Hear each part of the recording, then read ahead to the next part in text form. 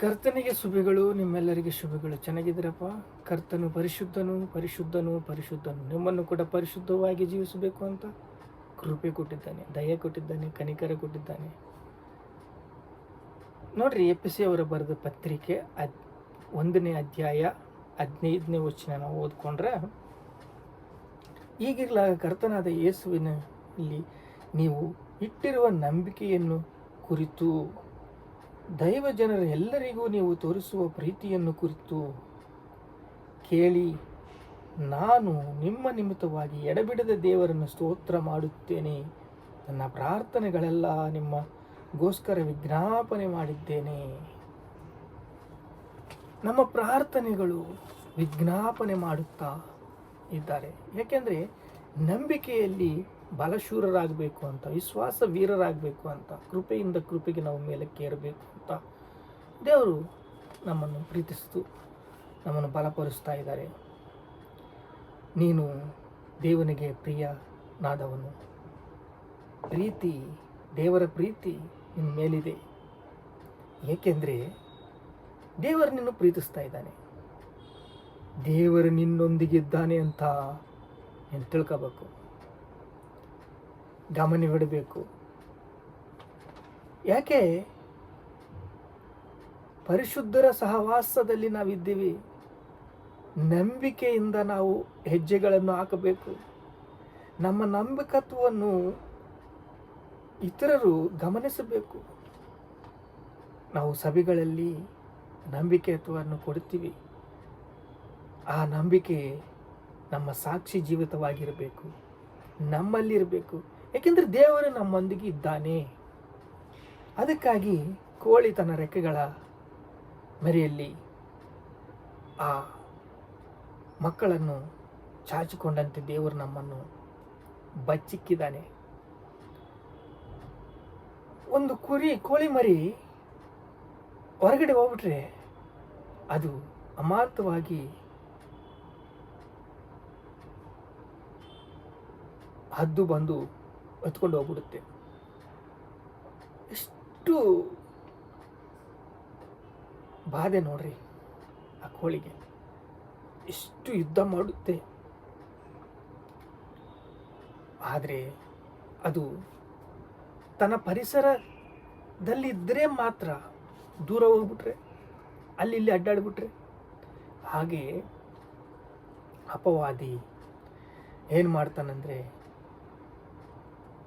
ಸುಮ್ಮನೆ ಪಾಪವನ್ನು ನಮ್ಮ ಮೇಲೆ ಹೊರಿಸುವುದಕ್ಕೆ ಅನೇಕ ವಿಧವಾದ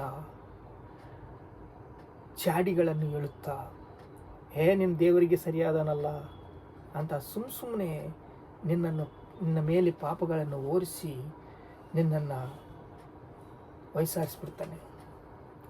ಈ ಸೈಕಾಲಜಿ ನಮಗೆ ಅರ್ಥ ಆಗಲ್ಲ. ಯಾಕೆಂದರೆ ಅದನ್ನೇ ದೇವರ ಪ್ರೀತಿ ಅಂತ ಕರೆಯುತ್ತಾರೆ.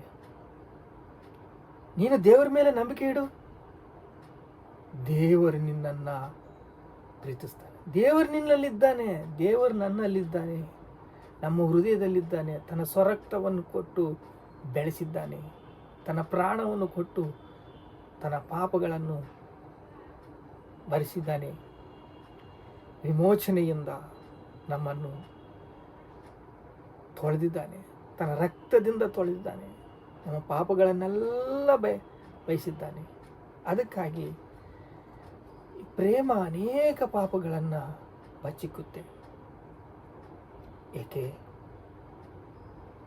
ಪ್ರೇಮದಿಂದ ನಾವು ನಡ್ಕೊಂಡ್ರೆ, ದೇವರ ಕೃಪದಿಂದ ನಾವು ನಡ್ಕೊಂಡ್ರೆ, ದೇವರ ದಯಾಗುಣದಲ್ಲಿ ನಾವು ನಡ್ಕೊಂಡ್ರೆ, ನಿನ್ನನ್ನು ಪರೀಕ್ಷೆಗೆ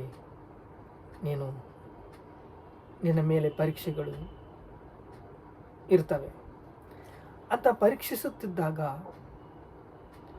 ದೇವರು ಒಂದು ಪಕ್ಕದಲ್ಲಿ ಪರೀಕ್ಷೆ ಮಾಡ್ತಾನೆ, ಇನ್ನೊಂದು ಪಕ್ಷದಲ್ಲಿ ನಿನ್ನನ್ನು ಕಾಪಾಡ್ತಾ ಇರ್ತಾನೆ. ಈಗ ಸಂಬಂಧವಾದ ದೇವತೆ ಎಲ್ಲರನ್ನು ಮಂಕು ಮಾಡಿ ನಾಶನ ಮಾಡಬೇಕು ಅಂತ, ಎಲ್ಲರ ಮೇಲೆ ಯಾರನ್ನ ನುಂಗಬೇಕು ಅಂತ ತಿರುಗಾಡ್ತಾ ಇದೆ. ನೋಡ್ರಿ, ಶಿಲ್ಪಿ ಹೊಡೆಯೋನು ಹೊಡೆದು ಅದನ್ನು ಆಕಾರವನ್ನು ರೂಪಿಸಿ ಬಾಲಿ ಅದರೊಳಗೆ ದುರಾತ್ಮೆ ಸೇರಿಕೊಂಡು ಪಿಚಾಚಿ ಸೇರಿಕೊಂಡು ದೇವರ ಪ್ರೀತಿ, ದೇವರ ಪ್ರೇಮ, ದೇವರ ದಯೆ, ದೇವರ ಕನಿಕರ ಏನು ಮಾಡುತ್ತಂದರೆ ಅದರಲ್ಲಿ ಆವರಿಸುತ್ತೆ. ಸೈತಾನನು ಅವರಲ್ಲಿ ಆವರಿಸಿ ಎಲ್ಲರನ್ನೂ ಮಂಕು ಮಾಡ್ತಾನೆ. ಮಂಕು ಮಾಡಿ ಈ ಯುಗ ಸಂಬಂಧವಾದ ದೇವತೆ ಆ ಶಿಲ್ಪಿಯಲ್ಲಿ ಸೇರಿಕೊಂಡು ಆಕರ್ಷಣೆ ನಿಮಗೆ ಏನು ಮಾಡುತ್ತೆ ಅಂದರೆ ಆ ಶಿಲ್ಪಿಯಲ್ಲಿ ಸೇರಿಕೊಂಡು ಮೋಸ ಮಾಡಿ ಎಲ್ಲರನ್ನು ಮಂಕು ಮಾಡಿ ವಿಶ್ವಾಸಹೀನರನ್ನಾಗಿ ಮಾಡುತ್ತೆ, ವಿಶ್ವಾಸ ಭ್ರಷ್ಟರನ್ನಾಗಿ ಮಾಡುತ್ತೆ. ನಂಬಿಕೆಯಲ್ಲಿ ಮೋಸ ಮೋಸ ಮೋಸ ಬರುತ್ತದೆ ನೋಡಿ. ಇದೇ ಎಫೆಸದವರು ಬರೆದ ಪತ್ರಿಕೆ 1ನೇ ಅಧ್ಯಾಯ 15ನೇ ವಚನ ಓದಿಕೊಂಡ್ರೆ, ಕರ್ತನಾದ ಯೇಸುವಿನಲ್ಲಿ ನೀವು ಇಟ್ಟಿರುವ ನಂಬಿಕೆ ಕುರಿತು, ದೈವ ಜನರಿಗೆ ನೀವು ತೋರಿಸುವ ಪ್ರೀತಿಯನ್ನು ಕುರಿತು ಕೇಳಿ ನಾನು ನಿಮಿತ್ತವಾಗಿ ನೋಡ್ರಿ, ಸಭೆಯಲ್ಲಿ ಅಲ್ಲಿ ದೈವ ಜನರಿಗೆ ನೀವು ತೋರಿಸುವ ಪ್ರೀತಿಯನ್ನು ಕುರಿತು ನಾನು ನಿಮ್ಮ ನಿಮಿತ್ತವಾಗಿ ಎಡಬಿಡದ ದೇವರಿಗೆ ಸ್ತೋತ್ರ ಮಾಡುತ್ತೇನೆ, ಕೃತಜ್ಞತಾಸ್ತುತಿಗಳು ಸಲ್ಲಿಸುತ್ತೇನೆ, ವಿಜ್ಞಾಪನೆ ಮಾಡುತ್ತೇನೆ. ಏಕೆಂದರೆ ನಿಮ್ಮ ನಂಬಿಕೆ ಬಹು ವಿಶೇಷವಾದದ್ದು, ನಿಮ್ಮ ನಂಬಿಕೆ ಬಹು ಪ್ರೀತಿ ಉಳ್ಳದ್ದು. ಈಗ ಇಲ್ಲಿ ನೋಡ್ರಿ, ಅಬ್ರಿಯವರ ಪತ್ರಿಕೆ 11ನೇ ಅಧ್ಯಾಯದಲ್ಲಿ ನಿಮಗೆ ಸ್ವಲ್ಪ 11ನೇ ಅಧ್ಯಾಯ ಅಬ್ರಿಯವರ ಪತ್ರಿಕೆ, ನಂಬಿಕೆಯು ನಾವು ನಿರೀಕ್ಷಿಸುವ ವಿಷಯವಾಗಿ ಭರವಸೆಯಿಂದ ಕಣ್ಣಿಗೆ ಕಾಣುವುದು ನಿಜವೆಂದು ತಿಳಿದುಕೊಳ್ಳುವುದು ಆಗಿದೆ. ಏನಿದು ನಿರೀಕ್ಷಣೆ? ನಂಬಿಕೆಗೆ ನಿರೀಕ್ಷಣೆ ಇರುತ್ತೆ. ಇಷ್ಟು ದಿವಸ ಅಂತ ಏನೂ ಆಗಿಲ್ಲ, ಅರೆ ಎಷ್ಟು ದಿನದಿಂದ ನೋಡ್ತಾ ಇದ್ದೀನಿ, ಹೀಗೆ ಇದ್ಬಿಟ್ಟಿದ್ದಾನೆ, ಹಿಂಗೆ ಇರ್ತಾನೋ ಇವನಿಗೆ ಬೇರೆ ಏನೂ ಇರೋದಿಲ್ಲ ಅಂತಾರೆ. ಆದರೆ ದೇವರು ನಿನ್ನೊಂದಿಗಿದ್ದಾನಂತ ನೀನು ತಿಳ್ಕೋಬೇಕು. ಏಕೆಂದರೆ ಒಂದಿನ ಅಮೇರಿಕಾ ಅನೇಕ ಜನರೊಂದಿಗೆ ಅದು ಡೆವಲಪ್ ಆಗಿದೆ. ಈಗ ಅಮೇರಿಕಾ ಅಂದರೆ ದೊಡ್ಡ ಪಟ್ಟಣವಾಗಿದೆ. ಅದೇ ಅಮೇರಿಕೆಯಲ್ಲಿ ನಿನಗೆ ಒಂದು ದಿವಸ ಕ್ರೈಸ್ತವ್ಯ ಅನ್ನೋದೇ ಇಲ್ಲ. ಯಾಕೆ? ಅನೇಕ ಮಿಷನರಿಗಳು ಕಣ್ಣೀರು ಸುರಿಸಿ ರಕ್ತವನ್ನು, ಅವರ ಪ್ರಾಣ ಬಲಿದಾನವನ್ನು ಮಾಡಿ ಕ್ರೈಸ್ತವ್ಯನ್ನು ಬಲಪಡಿಸಿದ್ದಾರೆ.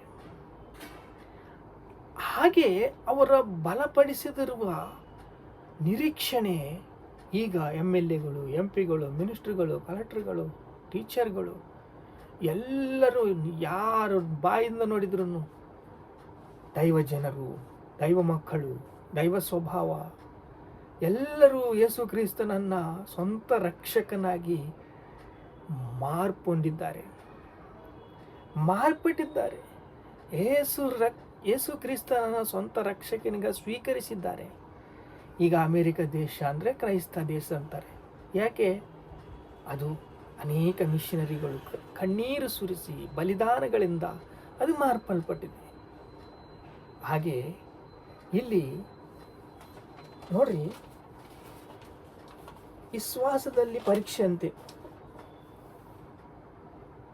ನಿರೀಕ್ಷಿಸುವ ವಿಷಯವಾಗಿ ಭರವಸೆಯಿಂದ ಕಣ್ಣಿಗೆ ಕಾಣುವುದು ಎಂದು ತಿಳಿದುಕೊಳ್ಳುವೆವು. ಪೂರ್ವಿಕರು ನಂಬಿಕೆ ಉಳ್ಳವರಾಗಿದ್ದು ಒಳ್ಳೆಯ ಹೆಸರನ್ನು ಹೊಂದಿದರು. ಲೋಕಗಳು ದೇವರ ಮಾತಿನಿಂದ ನಿರ್ಮಿತವಾದವೆಂದು ನಂಬಿಕೆಯಿಂದಲೇ ನಾವು ತಿಳಿದುಕೊಂಡು ಎಂದು ಕಾಣಿಸುತ್ತವೆ. ಈಗ ಒಂದು ಕಾರಿಗೆ 4 ಚಕ್ರಗಳಲ್ಲಿ ಹವಾ ಇರೋದಿಲ್ಲ, ಮುಂದಕ್ಕೆ ಹೋಗೋದಿಲ್ಲ. 4 ಚಕ್ರಗಳಲ್ಲಿ ಹವಾ ಇರಲಿದ್ರೆ ಮುಂದಕ್ಕೆ ಹೋಗೋದಿಲ್ಲ. ಹಾಗೆ ವಿಶ್ವಾಸ, ನಂಬಿಕೆ ಇಲ್ಲ ಅಂದರೆ ನೀನು ಮುಂದಕ್ಕೆ ಹೋಗೋದಕ್ಕೆ ಒಂದು ಕ್ಷಣ ಕೂಡ ಮುಂದಕ್ಕೆ ಹೋಗೋಕ್ಕಾಗೋದಿಲ್ಲ. ಇದು ನಿರೀಕ್ಷಣೆಯಿಂದ, ನಂಬಿಕೆಯಿಂದ, ಭರವಸೆಯಿಂದ ಮುಂದಕ್ಕೆ ಹೋಗುವುದಕ್ಕೆ, ಶಾಂತಿಯಿಂದ, ಪ್ರೀತಿಯಿಂದ, ಸಾಧುತ್ವದಿಂದ, ದೀನತ್ವದಿಂದ ಮುಂದಕ್ಕೆ ಹೋಗುವುದಕ್ಕೆ ಇದು ಆಗಿದೆ. 11ನೇ ಅಧ್ಯಾಯ 6ನೇ ವಚನ ಓದ್ಕೊಂಡ್ರೆ ನೋಡ್ರಿ, ಆದರೆ ನಂಬಿಕೆ ಇಲ್ಲದೆ ದೇವರನ್ನು ಮೆಚ್ಚಿಸುವುದು ಅಸಾಧ್ಯ. ನಂಬಿಕೆ ಇಲ್ಲದೆ ದೇವರನ್ನು ಮೆಚ್ಚಿಸುವುದು ಅಸಾಧ್ಯ. ದೇವರ ಬಳಿಗೆ ಬರುವವನು ದೇವರು ಇದ್ದಾನೆ, ದೇವರ ಬಳಿಗೆ ಬರುವವನು ದೇವರು ಇದ್ದಾನೆ ಎಂದು ತನ್ನನ್ನು ಹುಡುಕುವವನಿಗೆ ಪ್ರತಿಫಲ ಕೊಡುವನೆಂದು ನಂಬಬೇಕು. ಇದು ಅವಶ್ಯ. ಈ ಅವಶ್ಯದಿಂದ ನಾವು ಬಲವಂತೀವಿ, ಕೃಪೆವಂತೀವಿ, ದಯವಂತೀವಿ, ಕನಿಕರವಂತೀವಿ. ಅದಕ್ಕಾಗಿ ನೋಡ್ರಿ, ಎಫೆಸದವರ ಬರೆದ ಪತ್ರಿಕೆ 17ನೇ ವಚನ ನೋಡಿಕೊಂಡ್ರೆ, 1ನೇ ಅಧ್ಯಾಯ 17ನೇ ವಚನ ನೋಡಿಕೊಂಡ್ರೆ, ನಮ್ಮ ಕರ್ತನಾದ ಯೇಸು ಕ್ರಿಸ್ತನ ದೇವರಿಗೆ ಪ್ರಭಾವ ಸ್ವರೂಪನಾದ ತಂದೆಯೂ ಆಗಿರುವ ತನ್ನ ವಿಷಯವಾಗಿ ತಿಳುವಳಿಕೆಯನ್ನು ಕೊಟ್ಟು ಇದುವರೆಗೆ ಗುಪ್ತವಾಗಿದ್ದ ಸತ್ಯಗಳನ್ನು ತಿಳಿದುಕೊಳ್ಳುವ ಜ್ಞಾನವುಳ್ಳ ಆತ್ಮ ಎಂದು ನಿಮಗೆ ದಯಪಾಲಿಸೆಂದು ಪ್ರಾರ್ಥಿಸುತ್ತೇನೆ. ನೋಡ್ರಿ, ವಿಜ್ಞಾಪನೆ ಮಾಡಿದ ಪೌಲು ಡೆವಲಪ್ಮೆಂಟ್ ಆಗಬೇಕು, ಅಭಿವೃದ್ಧಿ ಆಗಬೇಕು, ಬಲ ಪಡಬೇಕು, ನಿಮ್ಮ ಆತ್ಮೀಯ ನೇತ್ರಗಳು ತೆರೆಯಬೇಕು, ನೀವು ನಂಬಿಕೆಯಲ್ಲಿ ಬಲಗೊಳ್ಳಬೇಕು, ವಿಶ್ವಾಸದಲ್ಲಿ ಮುಂದೆವರಿಬೇಕು ಅಂತ ದೇವರು ನಿಮ್ಮೊಂದಿಗಿದ್ದಾನೆ. ದೇವರಿಗೆ ನೀವು ಬೇಕು. ದೇವರ ಕೃಪೆ ನಿಮಗೆ ಬೇಕು, ದೇವರ ದಯೆ ನಿಮಗೆ ಬೇಕು. ದೇವರು ನಿಮ್ಮೊಂದಿಗಿದ್ದಾನೆ. ನೀವು ಪ್ರಾರ್ಥಿಸಿರಿ, ಅದು ಅಭಿವೃದ್ಧಿ ಆಗುವುದು. ನೀವು ವಿಜ್ಞಾಪನೆ ಮಾಡಿರಿ, ದೇವರ ಕೆಲಸ ಮುಂದಕ್ಕೆ ಹೋಗೋದು. ದೇವರ ಕೃಪೆ ನಮಗೆ ಇದೆ, ದೇವರ ಕಾರ್ಯಗಳು ನಮಗಿದ್ದಾವೆ. ನಾವು ಬಲಗೊಳ್ಳಬೇಕು, ಸ್ಥಿರಗೊಳ್ಳಬೇಕು, ಸಿದ್ಧಗೊಳ್ಳಬೇಕು. ಪ್ರಾರ್ಥನೆ ಮಾಡಿಕೊಳ್ಳೋಣ. ತಂದೆ, ನಿಮಗೆ ಸ್ತೋತ್ರ. ನಮ್ಮನ್ನು ಬಲಪಡಿಸಿದ ದೇವ, ನಿಮಗೆ ಸ್ತೋತ್ರ. ಕರ್ತನಾದ ಯೇಸುವಿನಲ್ಲಿ ಇಟ್ಟಿರುವ ನಂಬಿಕೆ ಕುರಿತು ದೈವಜನರೆಲ್ಲರಿಗೆ ತಂದೆ ವಿಶ್ವಾಸ, ನಂಬಿಕೆ ಕೊಟ್ಟು ನಿರೀಕ್ಷಣೆಯಿಂದ ಮುಂದಕ್ಕೆ ಕರ್ಕೊಂಡು ಹೋಗ್ತಾ ಇದೆಯಪ್ಪ. ದೇವರು ನಮಗೆ ಬೇಕು. ನಾವು ಮಾಡುವ ಪ್ರಾರ್ಥನೆ ದೇವರಿಗೆ ಅವಸರ. ಹೌದು ಸ್ವಾಮಿ, ಇಷ್ಟರಲ್ಲಿ ಈ ಯುಗ ಸಂಬಂಧವಾದ ದೇವತೆ ತಂದೆ ಪಾಪಗಳನ್ನು ನಮ್ಮ ಕಾಲಿಗೆ ಚಿಕ್ಕ ಹಾಕುವುದರಲ್ಲಿ ಯಾರನ್ನು ನುಂಗಬೇಕು ಅಂತ ಸೈತಾನನ್ನು ತಿರುಗಾಡ್ತಾ ಇದ್ದಾನೆ ಸ್ವಾಮಿ. ಹೌದು ಸ್ವಾಮಿ, ವಿಶ್ವಾಸಹೀನರಾಗಿ ಮಾಡಬೇಕು, ನಂಬಿಕೆಯಿಂದ ಇವರನ್ನು ದೂರ ಮಾಡಬೇಕು, ನಿರಾಶೆಗೆ ಇವರನ್ನು ಸೇರಿಸಬೇಕು ಅಂತ ತಿರುಗಾಡ್ತಾ ಇದ್ದಾನೆ ತಂದೆ. ಅಪ್ಪ, ನಮ್ಮನ್ನು ಕಾಪಾಡಿ, ರಕ್ಷಿಸಿ, ಬಲಪಡಿಸಿ, ಸ್ಥಿರಪಡಿಸಿ, ಸಿದ್ಧಪಡಿಸಿ, ನಮ್ಮನ್ನು ಸ್ತುತಿ, ಮಹಿಮೆ, ಘನತ, ಪ್ರಭಾವಗಳು ಯೇಸು ಕ್ರಿಸ್ತ ನಾಮದಲ್ಲಿ ಚೆಲ್ಲಿಸ್ತಾ ಇದ್ದೀವಿ ತಂದೆ. ಆಮೆನ್.